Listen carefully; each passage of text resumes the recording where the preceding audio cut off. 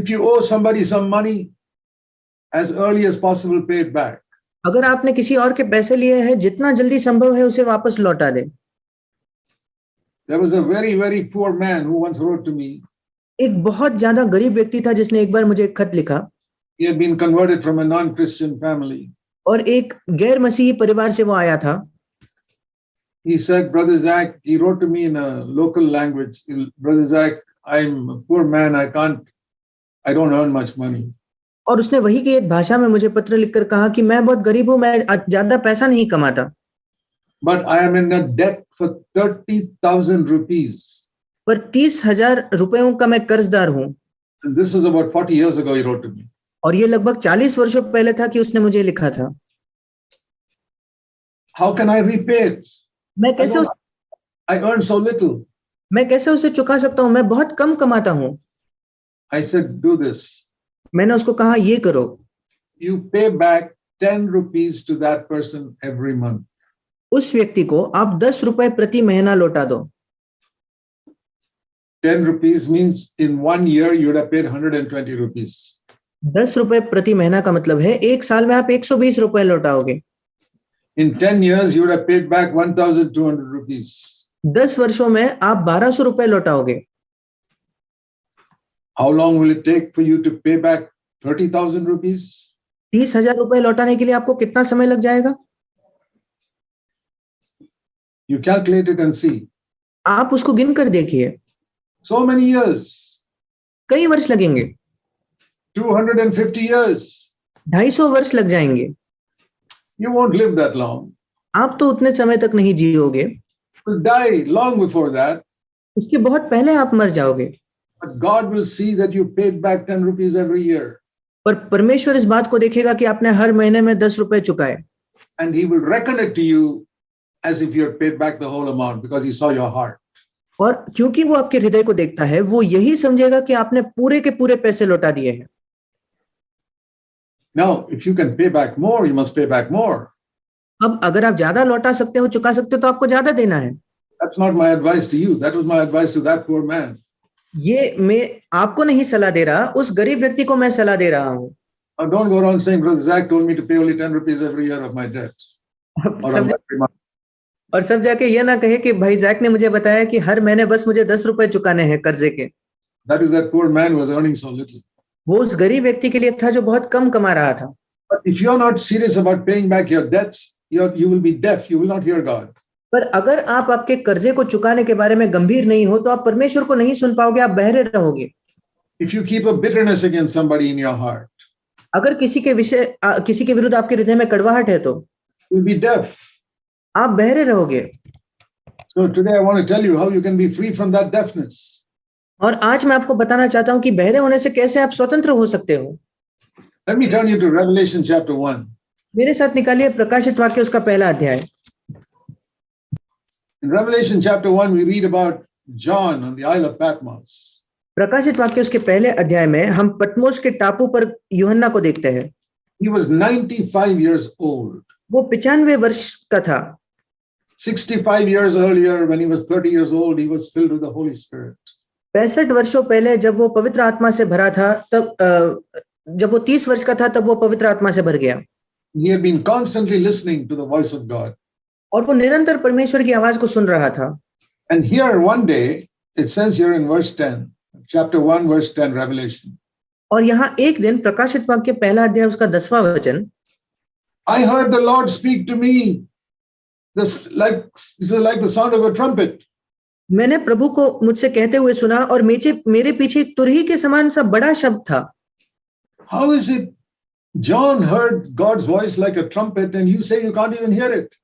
और ऐसा कैसे कि यूहन्ना कहता है कि उसने बड़े तुरही के शब्द के समान परमेश्वर की आवाज को सुना और आप कहते हो कि आप सुन भी नहीं पाते। You can blow a trumpet 1 meter away from a deaf person, he will not hear it. और एक बहरे व्यक्ति के 1 मीटर दूरी पर भी अगर आप एक तुरही फूको तो वो नहीं सुन पाएगा।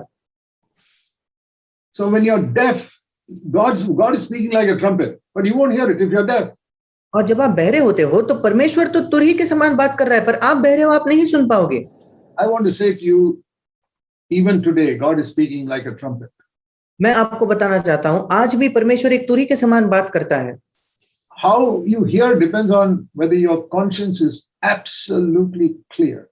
आप कैसे सुनते हो ये इस बात पर निर्भर है कि आपका विवेक बिल्कुल स्पष्ट है या नहीं, So that your ear is not blocked. ताकि आपके कान के सामने कोई रुकावट नहीं है। That is why Jesus kept on saying, he who has ears to hear, let him hear. इसी वजह से यीशु ये बात दोहराते रहा कि जिसके सुनने के कान है वो सुने। So I want to tell you a little bit about how we can keep our ear always open. और मैं आपको कुछ बताना चाहता हूं कि हम अपने कानों को निरंतर कैसे खुला रख सकते हैं। There's a beautiful verse in 1 Corinthians chapter 16. पहला कुरिन्थियों के 16वें अध्याय में एक सुंदर वचन है, And I want you all to remember this verse by heart. और मैं चाहता हूं कि इस वचन को आप याद कर लें और याद रखें। Teach it to your children also. अपने बच्चों को भी ये सिखाएं। 1 Corinthians 16 verse 14. पहला कुरिन्थियों 16वां अध्याय 14 वचन। Let all that you do be done in love. जो कुछ आप करते हो वो प्रेम से करो। About more than 45 years ago, I got that verse written on a big plastic plaque. और लगभग 40-45 वर्षों पहले मैंने इस वचन को बड़े एक प्लास्टिक केस पर लिख कर रखा And kept it in our dining room. और हम जहां भोजन करने बैठते थे उसी कमरे में मैंने उसको लगाया।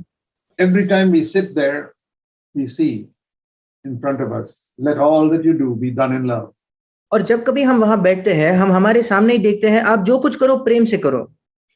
It's a good verse for all of you to have in your house. ये एक अच्छा वचन है जो आप सबके घर में हो सकता है, Because in many houses, the words that are spoken between husband and wife are not spoken in love sometimes. क्योंकि कई घरों में पति पत्नी के बीच के जो शब्द है वो कई बार प्रेम से नहीं कहे जाते। So it's a good reminder if you have it in front of you all the time. और इसलिए हमें याद दिलाने के लिए एक अच्छी बात है जो निरंतर हमें याद दिलाएगा।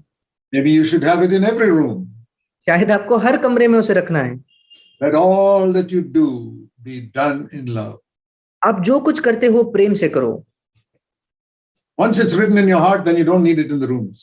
एक बार वो आपके हृदय में लिखा हुआ होगा, फिर आपके कमरों में उसकी आवश्यकता नहीं। Until it is written in your heart, maybe you need a reminder outside. पर जब तक वो आपके हृदय में नहीं लिखा जाता, आपको बाहर से याद दिलाने की जरूरत है। You know, the Lord told the Israelites, you must write my word and put it on the walls of your house. क्या आप जानते हो परमेश्वर ने इस्राएलियों को बताया आपको मेरे वचन को लिखकर आपके दीवारों पर लगाना है। Here is a good word. यहाँ एक अच्छा वचन है। Then you examine yourself फिर आप अपने आप को परख कर देखो about different things you do in your life, आपके जीवन में जो अलग अलग बातें आप करते हो, different words that you speak to each other at home, अलग अलग शब्द जो आप एक दूसरे से घर पर कहते हो and that you speak to other people. और जो आप दूसरे लोगों से कहते हो, Is it spoken in love? क्या आप उन शब्दों को प्रेम में कहते हो? You may not be able to preach great sermons, आप शायद बड़े प्रचार नहीं कर पाओ, but if you seek to speak in love always, you will be the greatest speaker of all. पर अगर आप निरंतर प्रेम से ही बात करोगे तो सबसे अच्छे प्रचारक आप रहोगे। I'll tell you why. मैं आपको बताता हूं क्यों। Because the Bible says in 1 John क्योंकि बाइबल हमें पहला यूहन्ना में बताती है and verse 5, और उसका 5वां अध्याय, God is light परमेश्वर ज्योति है and there is no darkness in him. पहला अध्याय 5वां वचन, और उसमें कोई अंधकार नहीं। And many people, you ask, what does that light mean? और कई लोगों से अगर आप पूछो उस ज्योति का क्या मतलब है, Yeah, they say it is God is holy. और वे कहते हैं हाँ परमेश्वर पवित्र है। But how do we describe holiness? पर हम पवित्रता का वर्णन कैसे कर पाएंगे? John himself says that. यूहन्ना खुद वो बताता है In 1 John chapter 4 पहला यूहन्ना 4वां अध्याय and verse 16, और उसका 16वां वचन, in the middle, God love. परमेश्वर प्रेम है। So what do we read? God is light in 1 John 1 and here God is love. और हम क्या पढ़ते हैं? पहला यूहन्ना 1 में परमेश्वर ज्योति है और यहाँ हम पढ़ते हैं परमेश्वर प्रेम है। So by comparing scripture with scripture, we learn something. और वचनों की तुलना वचनों से कर हम कुछ सीखते हैं। Whenever the Bible speaks about the light of God, it is love. जब कभी बाइबल परमेश्वर के ज्योति के विषय में बताती है तो वो प्रेम है। True holiness is love. सच्ची पवित्रता ये प्रेम है। Without love in your heart, you cannot be holy. आपके हृदय में प्रेम के बिना आप पवित्र नहीं बन सकते। So it says here, for example, let me show you in 1 Thessalonians chapter 3.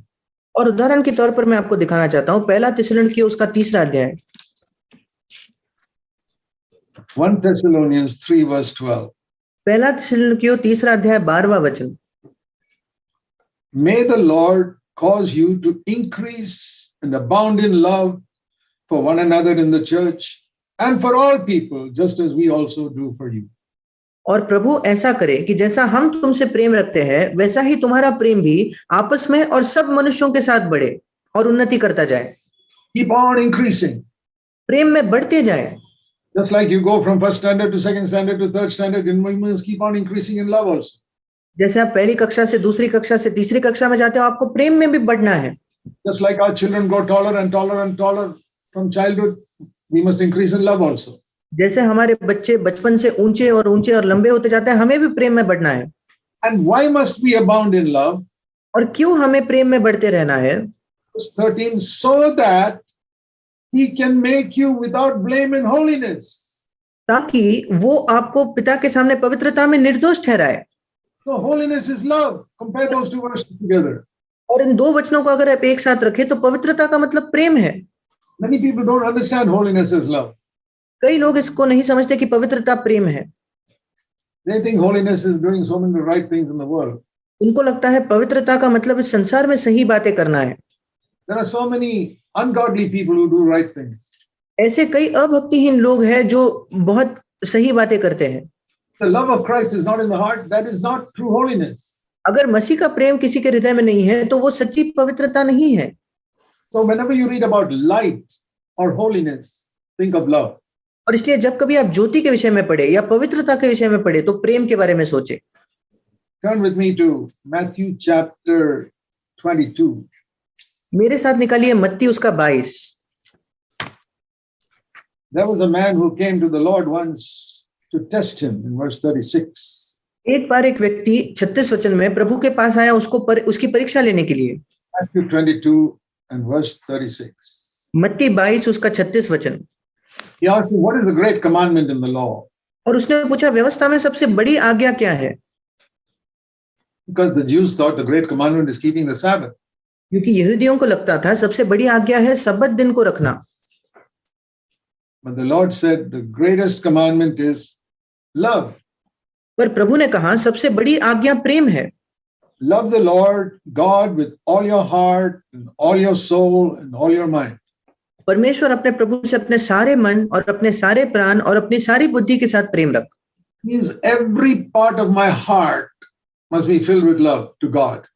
इसका मतलब मेरे हृदय का हर एक भाग परमेश्वर के लिए प्रेम से भरा हुआ होना चाहिए। When Jesus said, if you love me, keep my commandments. आप जानते हो यीशु ने कहा अगर आप मुझसे प्रेम करते हो तो मेरी आज्ञाओं को मानो। If you do something right and it's not done out of love for God, that is not obedience. अगर आप कुछ सही भी करते हो और परमेश्वर के लिए प्रेम के द्वारा उसे आप नहीं कर रहे तो वो आज्ञाकारिता नहीं है। Let me say that again. मैं उसको फिर कहना चाहता हूँ। Do what is right, but it is not done out of love for God. अगर आप कुछ सही करते हो पर परमेश्वर के प्रेम के खातिर आप उसे नहीं करते तो It has no value before God. फिर परमेश्वर के सामने उस बात का कोई मूल्य नहीं है। Because if it doesn't come out of love, it has no value. क्योंकि अगर वो प्रेम के द्वारा नहीं आता फिर उसका कोई मूल्य नहीं। Then the Lord said, this is like a coin. There are two sides to it. फिर प्रभु ने कहा ये एक सिक्के के समान है, इसके दो पहलू है। One side is love God with all your heart. एक बाजू है अपने पूरे हृदय से परमेश्वर से प्रेम करना। Other side is you got to love your neighbor as yourself. Verse 39. और उसका दूसरा भाग ये है कि आपने पड़ोसी से अपने समान प्रेम करना। 39 वचन। It is love this side and love the other side. और इस भाग में भी प्रेम है, दूसरी ओर भी प्रेम है। Love towards God and love towards one another. परमेश्वर की ओर प्रेम और एक दूसरे की ओर प्रेम। That's why there are two arms in the cross. इसीलिए उस क्रूस में वो दो भाग थे।